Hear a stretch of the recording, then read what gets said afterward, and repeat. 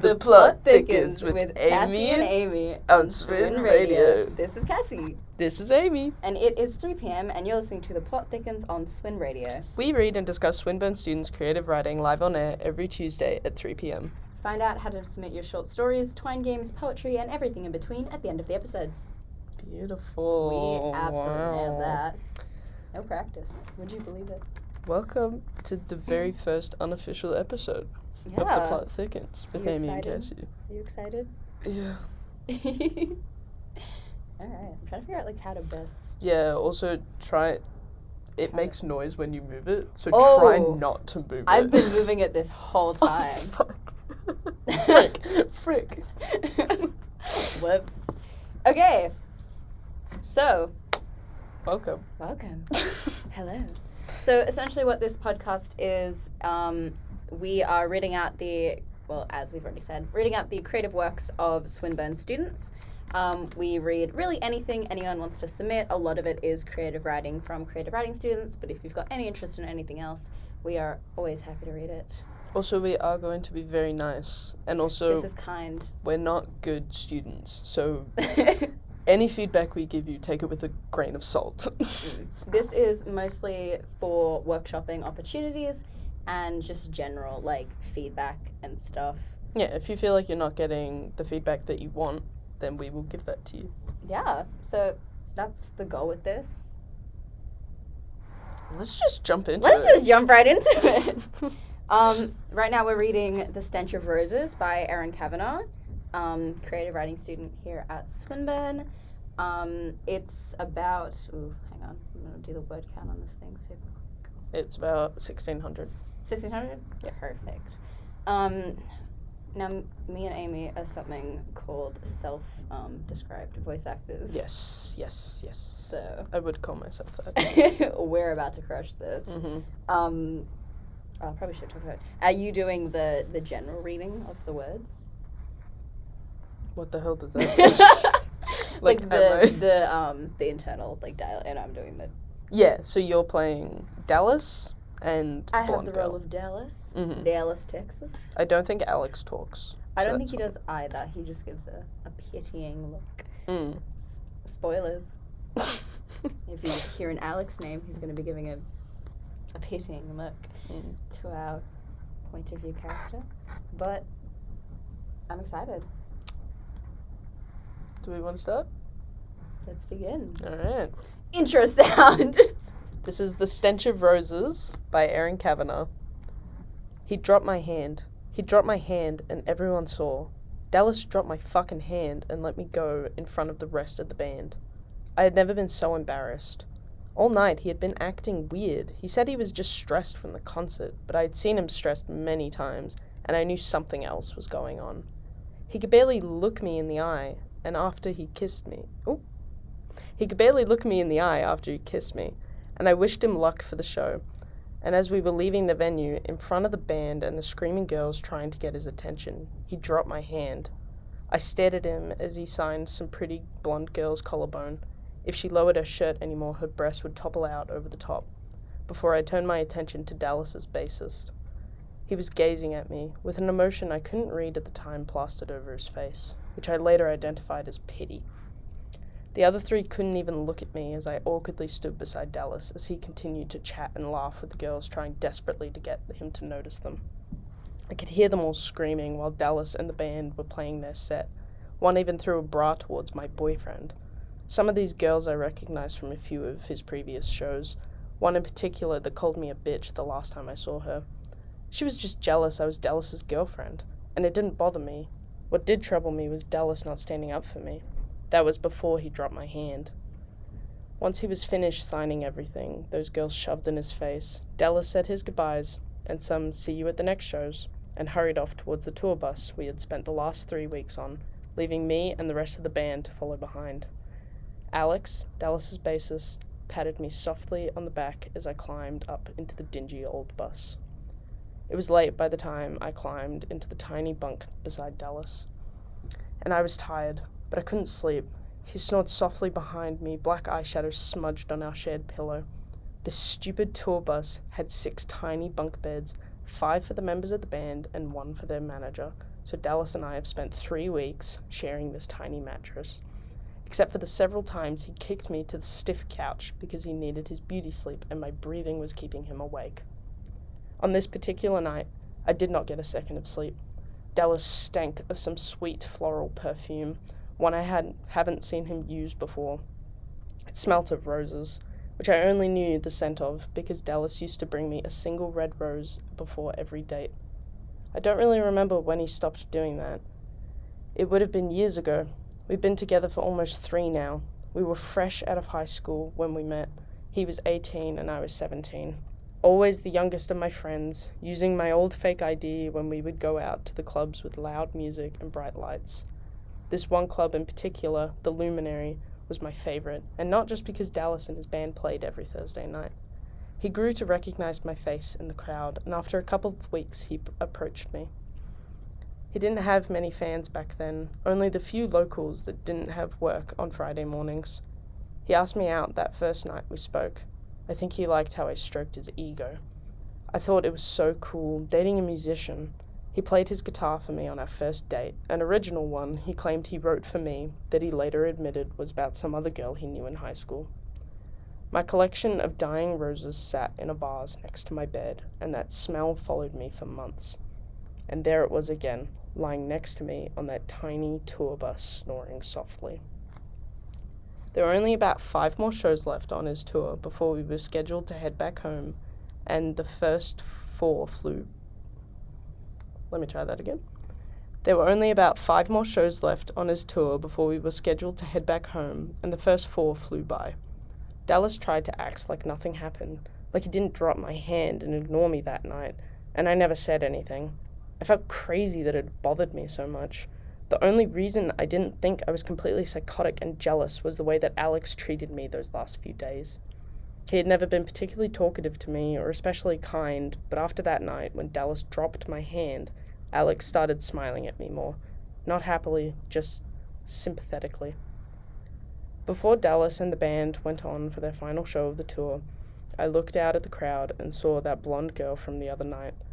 She was with friends who were trying to pass her a beer, but she couldn't take her eyes off of Dallas, who was setting up his mic, stand, and guitar on stage. I glanced over at my boyfriend, expecting him to be hard at work with the rest of the group preparing for their concert, only to find him staring back at her, and he was smirking. I felt the blood rush to my face as my heart sank straight to my toes. Stumbling back into the wings of the stage, I darted to the bathroom and stared at my reflection in the dirty mirror as a drunk girl in cowboy boots tripped out of one of the stalls and exited behind me. My mascara was already running as I tried to slow my breathing down. I looked so stupid.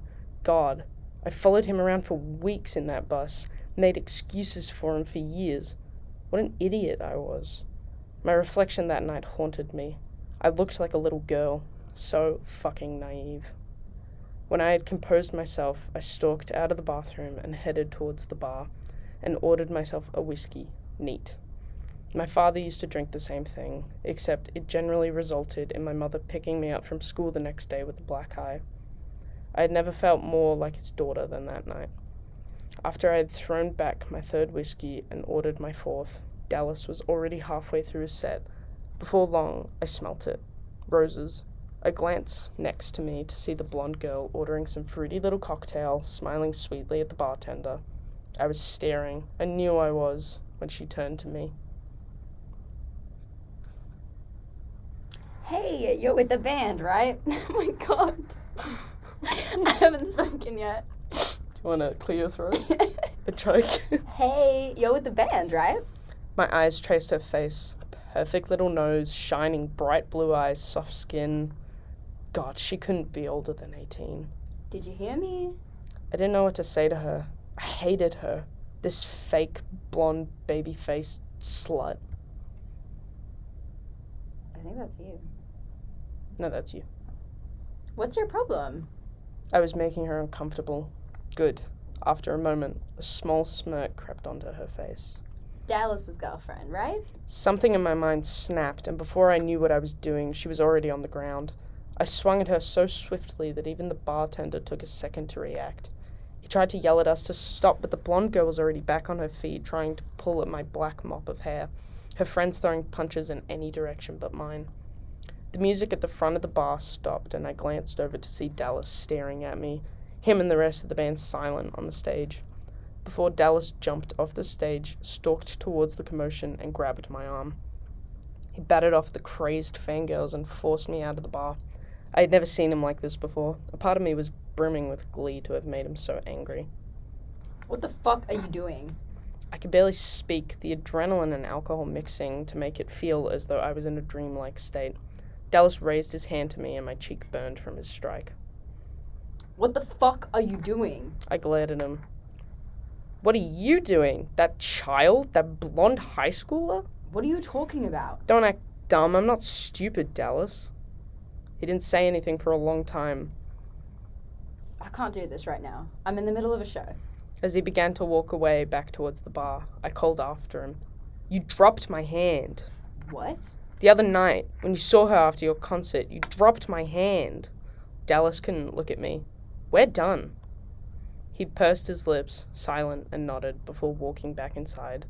Not a word, ever again. His manager let me onto the tour bus that night so I could grab my stuff and called my mother to come pick me up. We weren't far from home at this point. We were supposed to head back the next morning anyways, but there was no way I was hanging around until then. Dallas never tried to contact me again. No calls, no visits, no letters. 3 years seemingly meant nothing to him.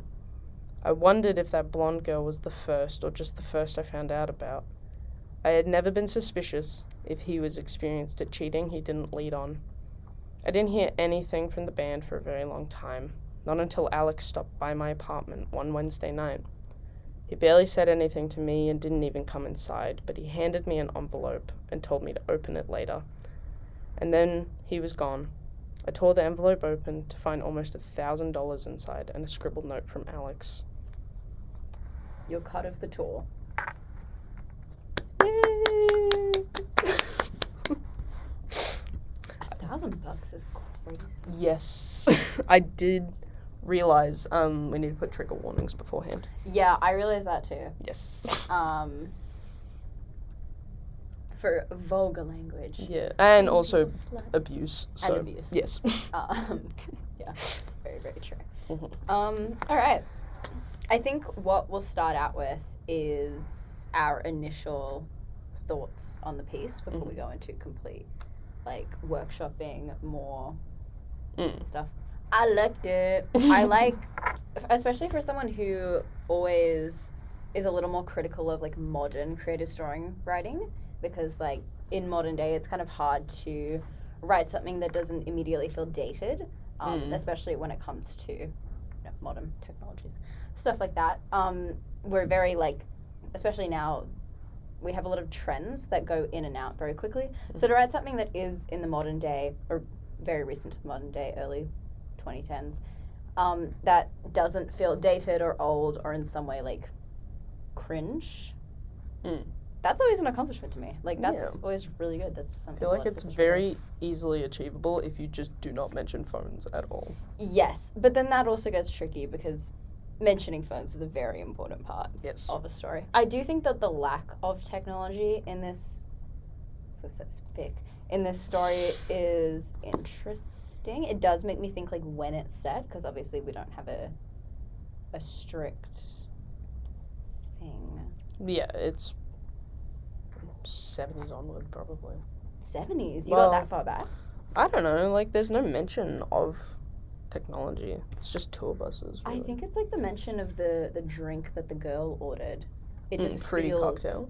Yeah, fruity cocktail. Feels fruity very cocktails. young. I mean, it came in the 90s. I think it became more popular. But it does feel like a very very a very modern slang. I did get. It did feel very modern. Yeah. To me, especially with I could honestly say early 2010s. That's what I was thinking, 2012 with kind of. The internalized misogyny and the use of slut shaming. Yes, I think that's it's very 2012. Yes, very Taylor Swift. You belong with me. I was gonna say you dropped my hand, and you. And then there was also some rally diary. Yeah, didn't even say sorry. You didn't even say sorry. Leave me alone. We're done. We're done. So Don't call me. Don't call me. Don't We're come by my done. house. We're done. Okay, so Diary of Wimpy, good vibes. No, but I do always think that's really interesting in, like, how people write, because even, like, obviously there's no mention of, like, a date, there's no mention of, like, really anything that's in trends. Like, even if you said, like, people at the concert were dressed, like, business casual, that obviously... Cowboy boots. Cowboy That's boots. another one, because that they also, are back in trend currently, but... Yeah. But, like, what people wear is a signifier of the time as well. So I think the way that this piece is written is very vague. Like, obviously, we both got a similar stuff. But even you saying that, like, this stuff dates back to the 70s or the 90s with the drink. But obviously that's, like, a preference to where this story is going when you want it to be set. If you did... If like, later the time frame was important, like, when this story takes place, it might be beneficial to add more moments in there. But as the story is now, like, as a whole, it's not really needed. So I think it's good that you can kind of get a sense of, like, when the story is taking place, like, what kind of year, even if it's not specifically written, because it does, as you said before, with, like, all the misogynistic stuff, it does make that more interesting. Yeah, I liked it. I liked it a lot. I liked it too. I liked the first person use. I did like the chunky paragraphs. Really? I think we're going to differ on that. Really? Okay. When I was reading it, I couldn't... Like, maybe it's just a personal thing. I struggle very heavily with, like, dyslexia. So the breaking down of all the sentences and stuff, I felt that they were very big, and there were places where it could have been a new paragraph. Especially when it's, like, new ideas being introduced. Like, the whole, like, from the beginning until, like, when they're starting to talk about the girl that he saw in the crowd when he was signing her cleavage, or her collarbone, I think they said. That was, like, all one paragraph, and to me there was, like, a lot of different starting and stopping points in that could have been broken up just to make it more easy to read, especially because the sentences are incredibly long. Yes, I was struggling a little bit sometimes. There are moments where the sentence has a lot of punctuation, but they're not full stops. They're, like, commas or semicolons or, like, not semicolons, semicolons, and hyphens as well. Yeah. Which is good, like, all the different punctuation. It makes it easier to follow, like, how it's meant to be read. But the sentences still are incredibly long. Well, for me personally, I mean, we talked about this before we started recording, but it is very much an anxious piece. Like, she is clearly, yes. So I think, in a sense, the long sentences and the big chunks of text add to that a little bit, because it's disorganized. And it shows more of the headspace that she's in, whereas if I feel like if it was short, spaced out sentences instead of long paragraphs, it would just feel too organized for the state of mind that she's in. I like that then, because I think we differ on that from, like, how you think that's, or how you see it. Also, you're dyslexic, so it's harder to read. That's what I was going to, from, like, a actual reading it perspective, I think it would benefit from having more paragraphs and, like, shorter sentences. Or not even shorter sentences, just less long sentences, one right after the other. Or more variety in the sentence length. But from a, like, writing standpoint of what the character is going through and how the character... Because this is, again, first perspective. It's very from the character's point of view. It makes sense that it is written that way. Yeah. And also, very impressive that I actually kept paying attention to all the words in the long paragraphs, because I'm terrible at that. Very true. Yeah. It felt good. It felt like there were... The fact that there were so many new ideas in each paragraph actually kept me more engaged. It wasn't like a American Psycho, like, sort of thing where I just skip over the long texts of just, like, the same thing, like, just talking about, like, someone's outfit. So, yeah. On that, I think it's time we talk about how the character has no described features. Except black hair. I noticed that. I noticed that there was black hair mentioned, which I didn't pick up. I didn't pick up on that either. It's when they're in the fight. Ah. Yes. I think in that sense, I feel like if you're going to say so little about a character, you should go, like, all in or not at all. I feel like, personally. But I guess, like... Oh, my black mop of hair, yeah. Going back to the, you know, Taylor Swift, she wears short skirts. I wear t-shirts. I think that is kind of funny to, like, add, like, the blonde girl and the black-haired girl. Like, I feel like that... Yeah, the difference. For a short story, it's good to add those sorts of things because it, like, deepens the meaning of it. Yeah, because when I was first reading it and I wasn't completely finished and I hadn't yet picked up that, like, there was no discerning features, there was no name, I thought maybe it would benefit from if you had descriptions that were so wildly different to the girls that Dallas was interacting with. Yes. Like, she describes all the girls that Dallas is interacting with. She describes, like, their boobs are almost out, like, he's standing their collarbones. She views them as very, you know, promiscuous, very derogatory perspective of how the point of view character sees these women. So when I was first reading it, I was like, oh, it would have been interesting if we had, like, a difference in how they looked or how she saw them and how she thought about herself. But when you get to the end of the story and the character doesn't have a name and she doesn't have any described features apart from the black hair, then it becomes, like, a different point where, you know, you don't know anything really about the character, which again has positives and negatives. I feel like if you're writing a character without any features, the intention is kind of to either have, like, a mystery character or for any person to be able to put themselves into the shoes of this character.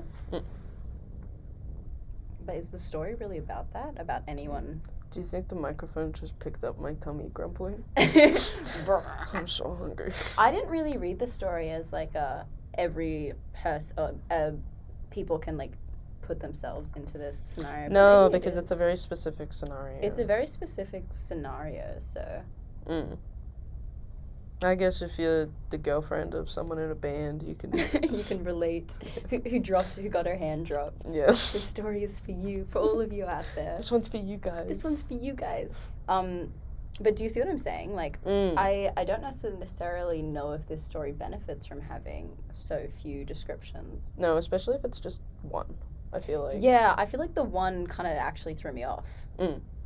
Because it's like we got the start of a description. Yeah. I feel like, I'm saying a lot of I feel statements. Like I'm in therapy. I feel. There were, like, I liked the descriptions of the black eyeshadow smudged on the shade pillow. Yes, because that also, like, gives a little... It personifies the band a little bit more, where it's, like, clearly they're, like, punk or edgy. Emo or, like, alternative, like indie. I was kind of curious if it was her eyeshadow or his eyeshadow. I think it was his. It doesn't specify. He snored softly beside me, black eyeshadow smudged on our shared pillow. Well, I mean, if she's awake and he's asleep, then because I read it as either it could be her from she's crying, or it could be him. I feel like stage makeup off. If the intention is because she's crying, I feel like mascara might be better to put there. But I think it's his. Yeah, I feel like it would benefit though from just then if it was just like his black eyeshadow, because then it's really like being specific. This is his eyeshadow that's on the pillow, and then that adds another level of like this shared space that they have that is already so tiny. He is making his. Yes. Like with, you know, it's his eyeshadow that's on the pillow, and you don't want to sleep with eyeshadow on the pillow. It's like a disrespect thing from his perspective as well. He's not keeping this space clean for the two of them. He's very much taking over in his own sense. So I feel like adding the his to like add... Yeah, especially since he's kicking her off the bed. Yeah, to add ownership that this is like his space and he's doing what he wants with it. I also really need to say it's the wrong spelling for blonde. Blonde? Yes, because if it's a woman, it's an E at the end. Ah. Yes. Then, well, you know, I didn't know that. Is that a French? Probably. Probably. They love gendering things. They do. Yes. Alright, I had a few other things. I also did. Okay, perfect. good to know that we're both. Do you want to... I see you've got, like, a lot, and I kind of had a very few, so do you want to start with yours, and then we'll see if mine line up? I just had, I'm just going to get some of the nitpicky things out. Yeah, let's do that. I don't remember where it was, but the word identified was used, and I probably should have highlighted it. It's right at the top, which I later identified as pity.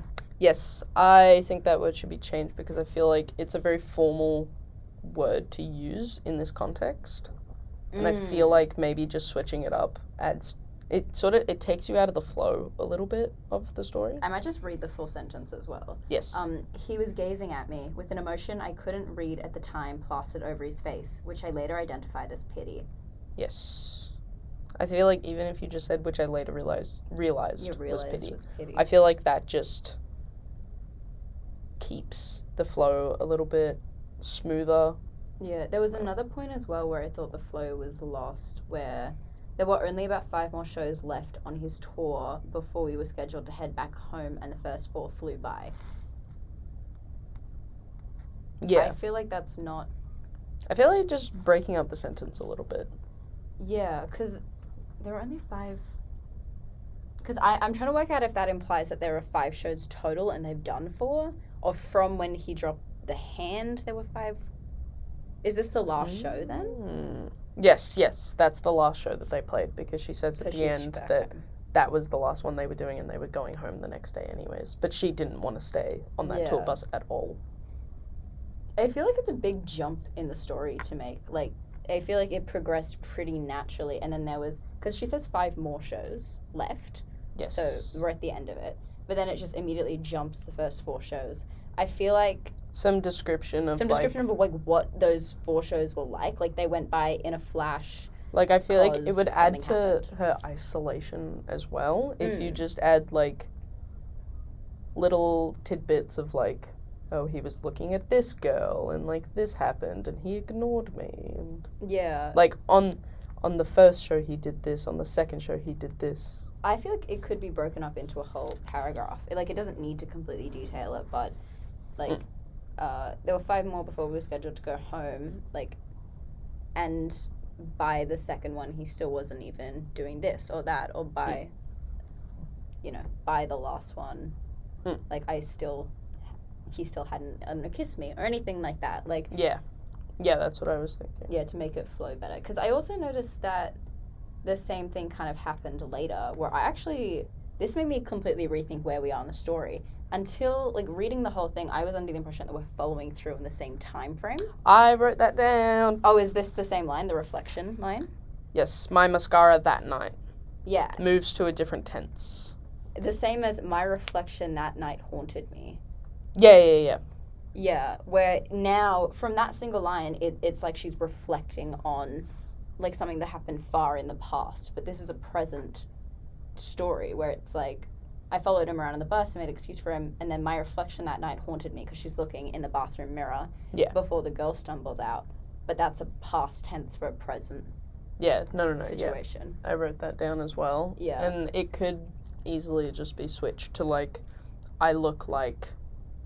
What does she say? I look like... Oh, I look naive. like a little girl. Yeah. And then say, like, my mascara is running and stuff. Or even if you still wanted the haunted me line, because I like that as well. Like, I knew this reflection would haunt me for the rest of my life. Yeah, or bring it up again. Later, like, she goes home with her mum, and then she looks back in the mirror, and her mascara is still, like, running. And it can be, like, a... Oh, yeah, you can move it to there as well. Yeah. Yeah. It haunts me. Haunting of your house. Cool. Yeah, just with some of the tenses and, yeah, if we are following through, like, present day, just those small things. Because there are moments where she does jump back and forth with, like, how he used to give her roses and, like, how her father used to drink. But in those moments, it's very clear that she's in a present time in the story and reflecting back on something in the past, whereas these sentences imply that she is telling the story from a future perspective. Yes. So. Yes, I wrote the same thing down. Perfect. Keeping an eye on that. I like, stench and stank. Yes. And using all of these. I love that with the roses. I'm so glad you brought this up, because Stank of roses. I wanted more sensory descriptions. Yes. So desperately. Especially the line where it says, "That smell followed me for months." I really want to know how she perceived the smell of the wilting roses. Like, was it, like, dusty, like it was clogging up her, like, throat? Or, like, because... And also, be very careful with using dried flowers as, like, a metaphor, because there is, like, very intentional ways. Because people dry flowers, right? And they're preserved pretty well, so just be careful on that. But I really, really wish that there was a description of how she smelled the like, dried flowers. I think it could be, instead of dried flowers, it could be wilting. Wilting? Yeah. Yeah, I think she says, "Dying red roses sat in the vase next to me. That smell floated for months, and there it is, right there it was again, lying next to me in that tiny tour bus, snoring softly." I did love the use of the scent, that sensory use to shift between past and present. I did like that a lot. I am also a huge fan of repetition. I liked how she used the roses. One of my favorite things in this piece, when she was talking about drinking the whiskey, and next to her she smelt roses from the girl who was ordering the fruity drink. Yes. I love that. I'm obsessed with that. That's amazing. How this, like, smell of roses, something she associates with, like, even, like, not only her relationship, but her being young. There is, like, an element of her jealousy when it comes to these younger women as well, how she sees them as, like, very beautiful. And though you don't really get too much insight into it, there is kind of an implication that she's, like, maybe self-conscious about what she looks like, or self-conscious about her age, with all these, like, which is crazy, because she's 21 in the story. She's 21 in the story. She's a baby. But there is, like, specifically, she points out, like, high school girls, or even, like, Erin, who wrote the story, pointed out, like, there's specific usage of being, like, high school girls and, like, youth and stuff like that. So I like how the smell of roses and just roses as a metaphor is used to resemble, like, youth and naivety. Yes. And I guess her, like, first introduction to love. Beauty as well. And beauty. Because if she... I mean, I'm just going off the stereotype of, like, she wears short skirts, I wear t-shirts. Like, she probably doesn't see herself as very beautiful either. Yeah, well, I would love even if there were more repetitions with how she sees her relationship and even herself now as, like, the dying flower or the wilting flower. Like, if she sees herself as a wilting flower and then she sees these other women who are younger and more promiscuous as these, like, roses. Or even because she says how, like, she's ordering, like, the whiskey. Yes. Like, a tie-in with that. Like, obviously this, like... Because the whiskey reminds her of, like, her father, her abusive father who, you know, would hurt her mother, as, you know, in the line that her mother would show up with the black eye. I also did like the use of, like, her ordering a whiskey as, like, a mature thing, and then she beats the crap out of, like, a minor. I want to make a quick joke right now. Okay. That, first of all, 4 whiskeys this girl is. That's crazy. 4 whiskeys in, like, a very short amount of time, it seems. Yeah. Like, the time span of, like, maybe half an hour. Yeah, that bartender needs to get fired. That is a crazy thing to allow this 21-year-old girl to do. Yeah, by herself. Who's clearly been crying. Yeah. And she's like, "Get me 4 whiskeys." Barkeep, another whiskey, please. Another whiskey, if you don't mind. What was I going to say? I don't know. It's gone off the top of my head. I shall remember. Yes. Oh, how she's similar to her father. Yes. I love that. I think, if this story does continue after that, I would love to see more of that, how she's, like, scared to become her father. Because obviously now she's in this, like, relationship that is reminding her, or at least semi-reminding her, of the relationship she had with her parents, or her parents had with each other. Mm-hmm. But, like, it wasn't love, and they were, like, hurting each other, especially with how Dallas, like, grabbed her arm, or her... And hit her. Yeah. Like, but in a way, she also sees herself as the abuser in the relationship with her, you know, ordering the whiskey, drinking the whiskey, beating up this girl. Yeah. This, like, internal, I guess, confliction of, like, being the abuser and being the abused, and, like, how that relates to, like, her parents, how she sees herself maybe as her father, and, like, all these younger girls who smell like roses as the mother or the victims, but also the perpetrators. I think there's, like, a lot of interest with that as well. Yeah, that I really love. And it's such a small portion of the story, but it's really good. Yeah, feeling powerful over beating the hell out of someone more powerless. Because she does go from the abuser to the abused very quickly. Yes. I'm using those terms incredibly loosely as well. Like the abuser in the sense that she punched the girl. Yes. Fought the girl. Yep. And the abused in the sense that her boyfriend then grabbed her and was very physically intimidating. Yes. And I did like the foreshadowing there where she talks about her dad hitting her mum. And then that sort of foreshadows her own aggression and anger that she holds. I do wish we got more insight into how this character sees themselves, which I guess can be argued it was intentionally left out, like all the other characteristics. Yes. But I think I would have loved if there was something about how she feared that side of herself. Yeah, or even just like the build up to when to the fight. Yes, like I wish there was like a my fist clenched or something like that, or just like rather than just cutting immediately. In the line, like, I didn't know what to say to her, I hated her. It could be like, I didn't know what to say to her, I hated her stupid face and perfect, like, eye makeup, or like perfect eyes, something that's like, I'm gonna destroy this thing. Well, also something that just shows that she doesn't have much control over her own self. Like, my head was spinning, like, I was, like, losing, like, control, like, this sort of, If the intentional long paragraphs and stuff as well is a note to, or a nod to, like, her internal mindset, it could be interesting as well if that changed when she was drunk. Like, if it went from very long, anxious sentences to, like, more slurred, disorientated, like, if there was a switch in that as well. Yeah. Especially if the long paragraphs and the long sentences and the very, like, frazzledness of how the piece is actually written is a tie to the internal mindset of the character. Yes. Or even just showing how drunk she still is when she's talking to Dallas. Dallas. There could be words like stumbling. Yeah, there could be words like stumbling, like fell. Yeah. I need to make a point about the dialogue. Okay. And how I found it extremely hard to read this dialogue. Oh, because you couldn't tell who was talking. I couldn't tell who was talking. Okay, yeah. Obviously, this isn't a visual thing. How this dialogue is written is, I believe every piece of dialogue has a new sentence except for one. And there's no, what's it called? Open things and closing things.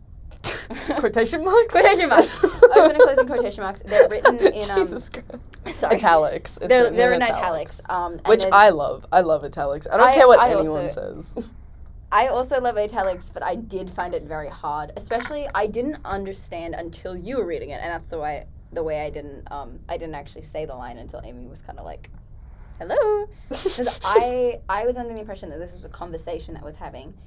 Hey, you're with the band, right? Did you hear me? What's your problem? Dallas's girlfriend, right? I thought that the what's your problem was the main character responding to the girl. I think in a way to make that more clear, instead of I didn't know what to say to her, you could say I couldn't say anything to her. Because then why would she say something straight after? I feel like that might make it more clear. More clear. Yes. Of just like who's kind of talking. Because when I first read the piece, that's not how I read it at all. Yes. But, like, reading it together, that does make sense that that's written that way. Yeah, or make a comment about what the 18-year-old girl is doing. Like... Yeah, like she gets closer to me. I could see her glaring at me. What is your problem?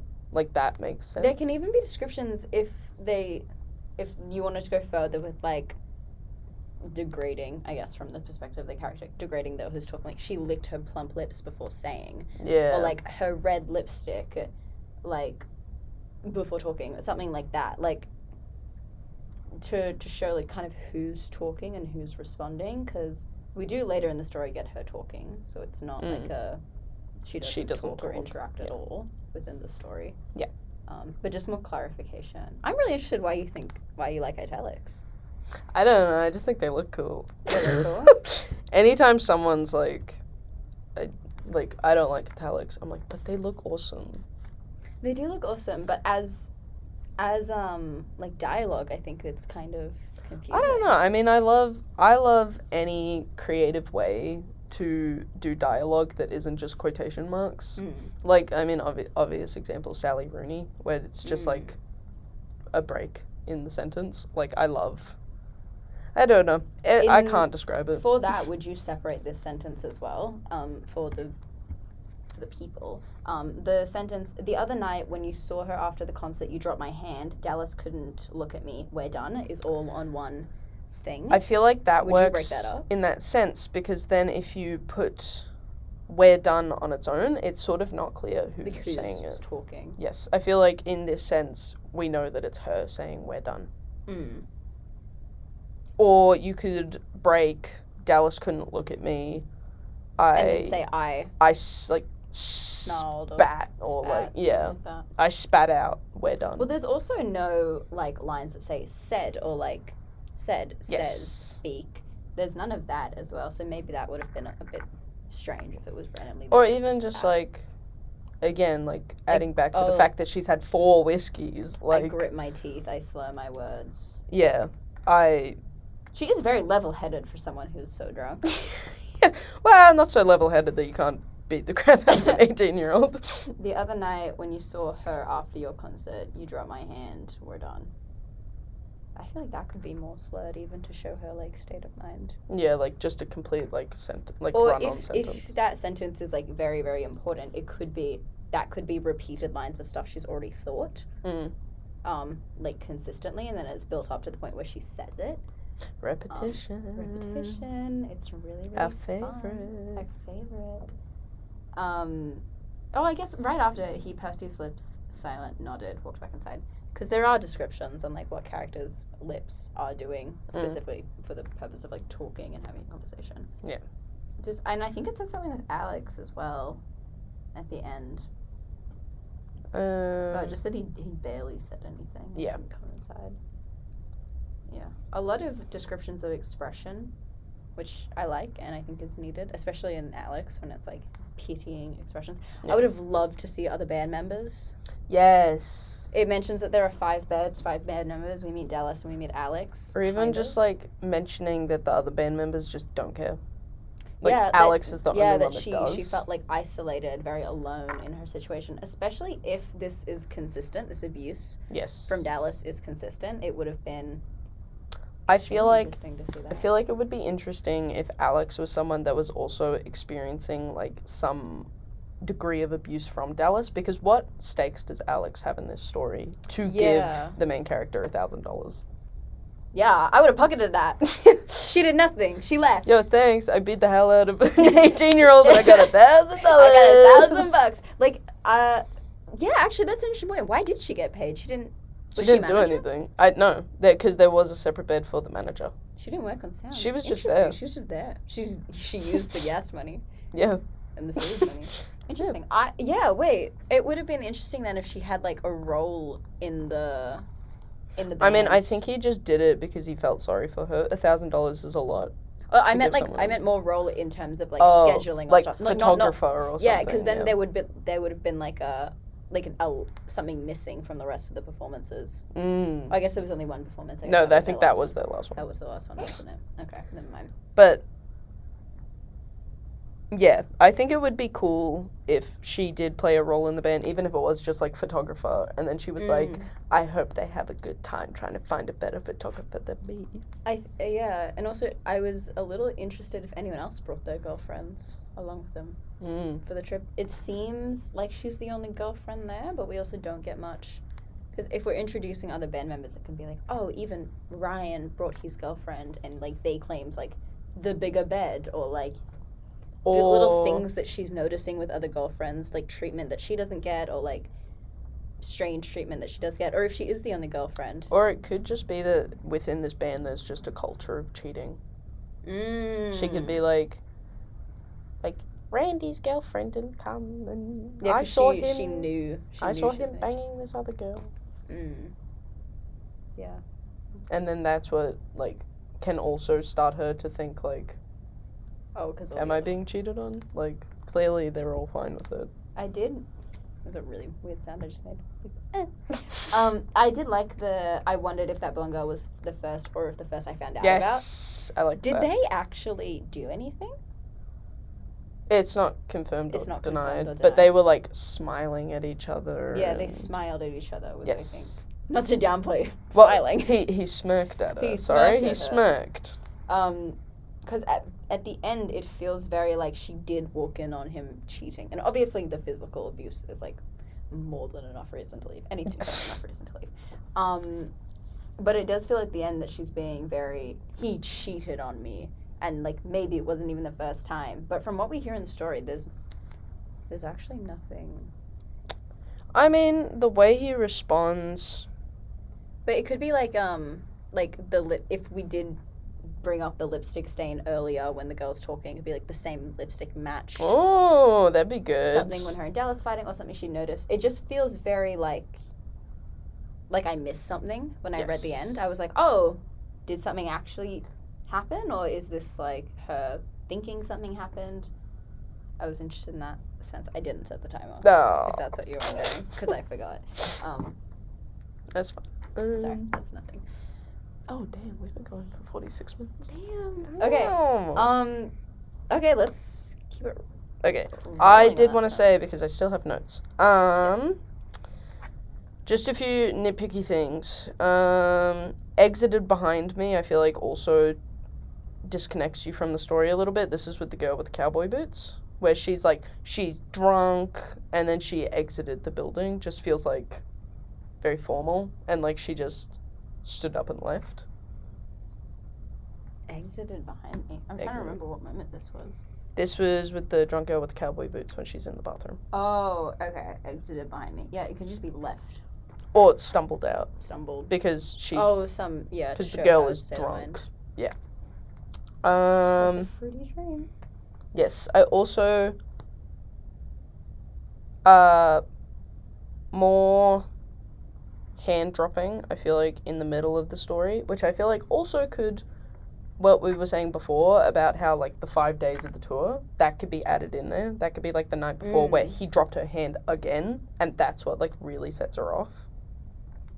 Yeah. Because what is the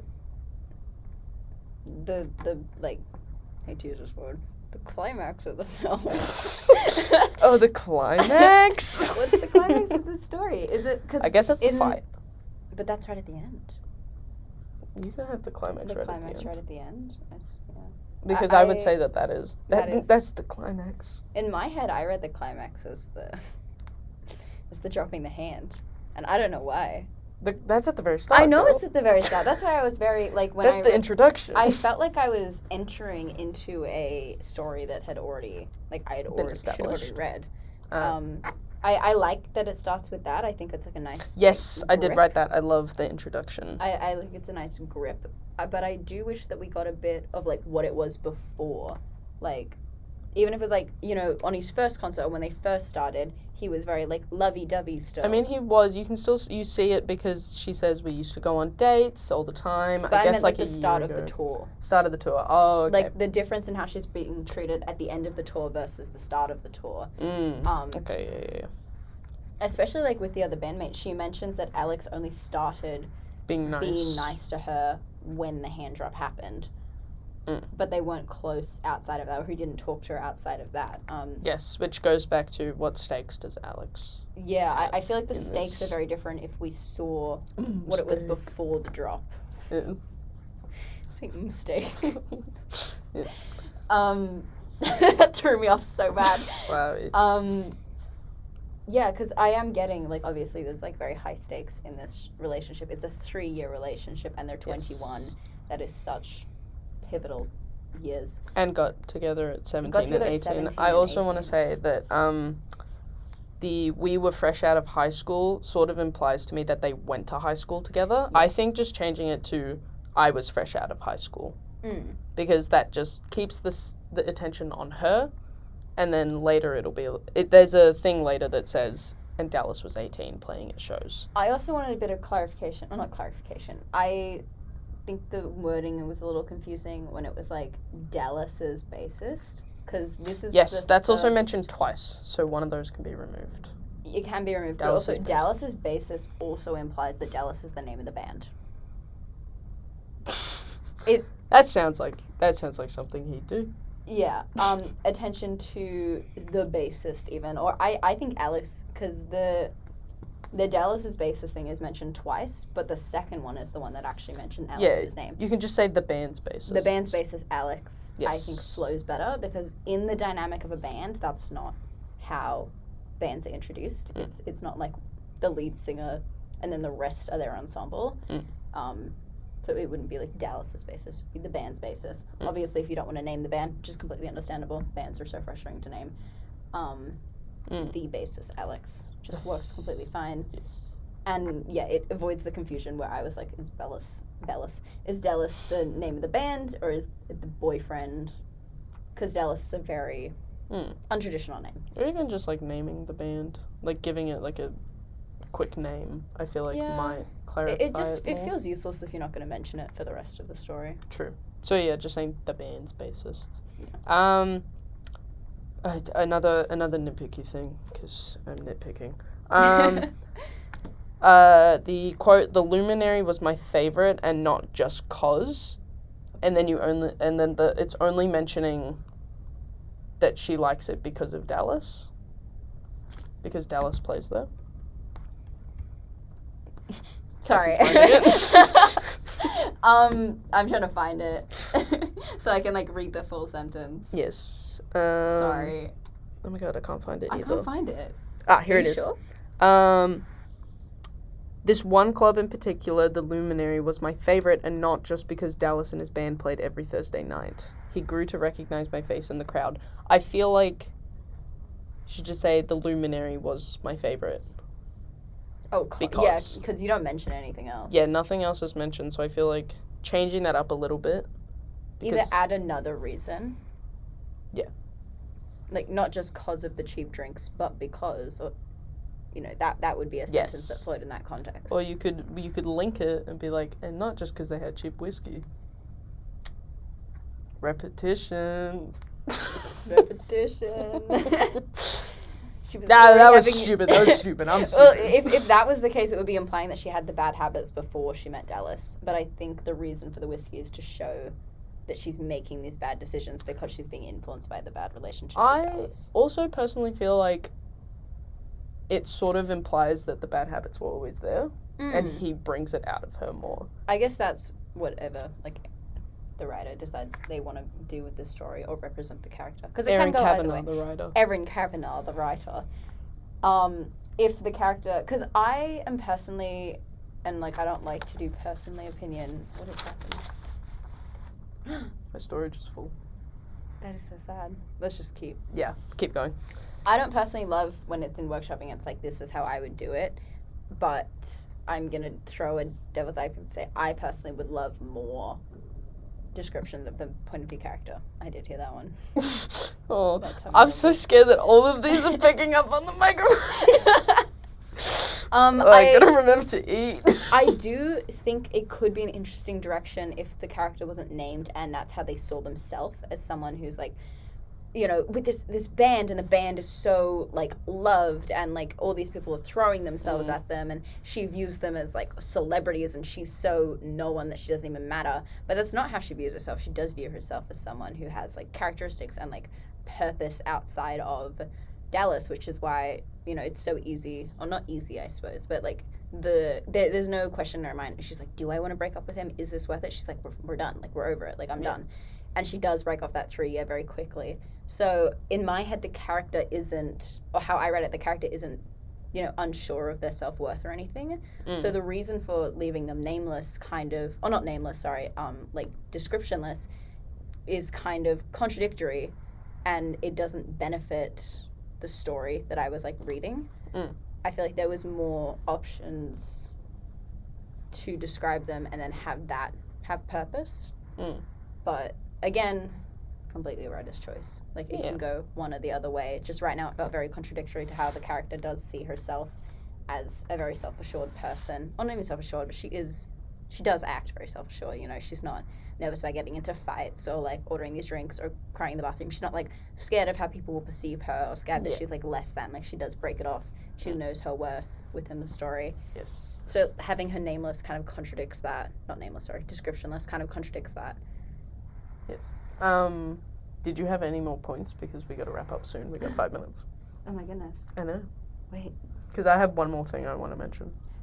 It's all happening so soon. Okay, I'll mention my thing. Yeah, okay, you go. Okay, so I would have loved more focus on the fact that the blonde girl is a minor, and maybe she feels a little bit bad for beating the crap out of a minor. Like, I don't know, I feel like that, like some guilt when she's back at her apartment.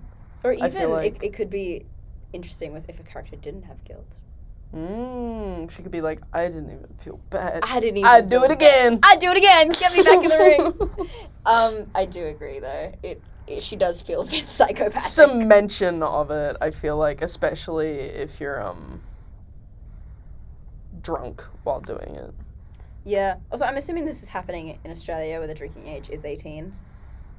Yeah, I'd assume so. Yeah, because there's no mention. Because she mentions that she had a fake ID at 17. At 17. And not 18. So, yeah. I think we wrap it up with some real quick, like, loves of the story. Because we went from, like, what we liked, and then we gave more of our critiques. I think let's wrap it up with, like, a... I want to say again, strong introduction. Like, I loved that. I loved, like, the he dropped my fucking hand. Like, I loved that. Yes. I will say I like the use of swearing in this story. It's not swearing for the sake to swear. There are very few times the character swears, but it feels impactful. Especially it feels like a big moment. The slut as well. Yeah, like, the slut. That's like... Yes. She uses it in very precise moments that feel like the weight of the world is, like, in her, like, chest when she says the words. Like, even when she's arguing, what the fuck are you doing? Then the repetition of what the fuck are you doing? That's from Dallas's perspective. The fuck is, first, just, like, a straight, like, fuck. And the second one is completely capitalized. Yes. With, like, the intensity growing in the thing. And I think that's the last F-bomb we get in the story. I really like that. I think that's really good, how it's only in these moments of extreme intensity that that language is used. It's not used for the sake of being used. Yeah. That's great. I love the vision of the story. I like how I can, like, almost feel, like, the room. That's why I think I would have loved more sensory details, because I can already feel like I feel the room. Yeah. The kind of, like, fog of the machines and how it's, like, all so intense, and the loudness of the music. Like, it really sets the scene for, like, such an intense story to take place. And the names, Dallas and Alex as well. Like, I just feel like I envision Dallas as, you know, more of a big burly guy who's also in a punk band. But it still, like, helps me. And Alex, like, I sort of envision him as just, like, a tall, maybe weaker person, which adds to the smiling sympathetically but not actually really doing anything. I feel like that adds to it. Where are we at time? 2 minutes. Okay, cool. I think we'll do a wrap-up. We'll say where to find Erin Kavanagh's stuff and how to submit our stuff. And then that's... Yes. But on a whole, love it. Yeah. Yeah. Yeah. Erin Kavanagh, people. Erin Kavanagh. First episode, baby. First episode, baby. First unofficial episode. If we do release. That was a long sigh. No, Erin Kavanagh, you can find her at wherever she decides to plug. She didn't pop anything, but maybe we'll pop something in, like, a description if we have that. We have a Google Forms where you can submit your own stories. You can reach out to us on Instagram, which we can also put somewhere. Yeah, somewhere in some form, if probably decided later. Because obviously things like Twine games are more tricky to just put on Google Forms. Yes, but we can figure it out. Always feel free to contact us about it as well. Yeah, I think we had an outro. Cue the outro. Outro here. The Plot Thickens with Amy and Cassie. Amy and Cassie. Bye. Thank you. Bye.